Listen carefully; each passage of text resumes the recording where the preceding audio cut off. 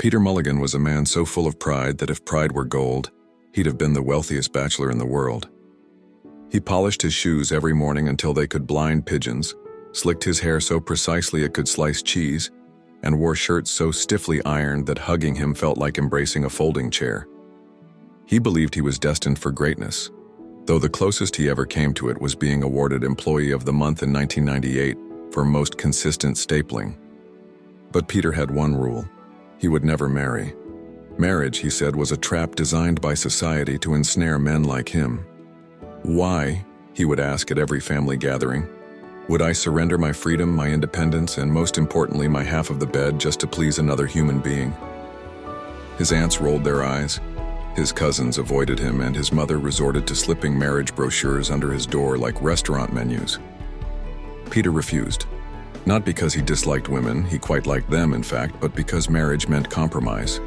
And Peter Mulligan never compromised. If he wanted to eat cold pizza for breakfast, he would. If he wanted to alphabetize his cereal boxes, cornflakes, Frosties, Weetabix, no one could stop him. If he wanted to wear socks with sandals, then by heaven, who dared say no? The problem was pride makes poor company after about 40 years. By the time Peter hit 50, most of his friends were married, remarried, or divorced and happily remarried again.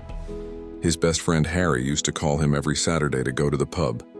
Now Harry was too busy driving his kids to soccer games, and when he did answer the phone, Peter could hear the chaos of domesticity in the background. "Come out for a pint," Peter would beg. "Can't," Harry would reply. "We're at ballet recital, then PTA meeting, then my wife wants to go candle shopping." Candle shopping? "That's absurd," Peter scoffed.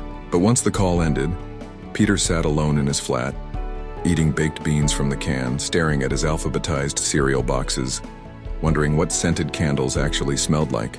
The turning point came at his niece's wedding. Peter, resplendent in a suit so tight it squeaked when he sat, was given the task of making a toast. He strutted up, tapped the glass, and proudly declared, "Marriage is a fine institution for those who enjoy institutions." Silence. Then his sister whispered, "Sit down, Peter." Peter sat beet red as the entire hall burst into whispers. The bride looked like she wanted to annul the wedding on the spot. From then on, Peter became that uncle, the one who gave out unasked-for life advice, always starting with, "If you'd listen to me." But fewer and fewer people were listening. By 60, Peter's pride began to wobble. He'd spent Christmas alone, receiving one pity invite from a distant cousin who accidentally sent it to him instead of the dog groomer. His New Year's Eve celebration consisted of watching reruns of Antiques Roadshow with a frozen microwave dinner. He began to wonder if maybe, just maybe, marriage wasn't as ridiculous as he thought. One night he dreamed he was on his deathbed. His relatives surrounded him, each holding their spouse's hand while Peter clutched his pillow. "Who inherits my alphabetized cereal collection?" he croaked. Everyone shrugged and walked away. He woke up in a cold sweat. The next morning he announced to his reflection in the mirror, "Peter Mulligan shall find a wife." He bought flowers. He ironed his shirt twice. He even sprayed himself with an aftershave so strong it caused a neighbor to cough 3 floors down. He marched to the park determined to meet someone. But when he tried to strike up a conversation with a lady on a bench, he panicked and said, "Excuse me, do you know the molecular structure of bread?" She walked away briskly.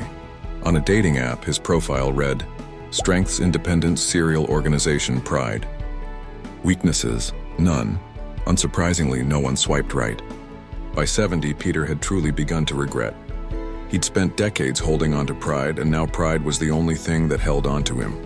At family reunions, the kids asked him, "Uncle Peter, why don't you have a wife?" He muttered something about personal choice, but inside he wished he could travel back in time and slap his younger self with a wedding invitation. One afternoon, as he sat in his armchair with nothing but his thoughts and his meticulously dusted bookshelf, he sighed. "If only I'd cared less about being right and more about being happy." And somewhere in the distance, perhaps in another universe where Peter had chosen differently, a woman was probably yelling at him for leaving socks on the floor, and he would have loved it.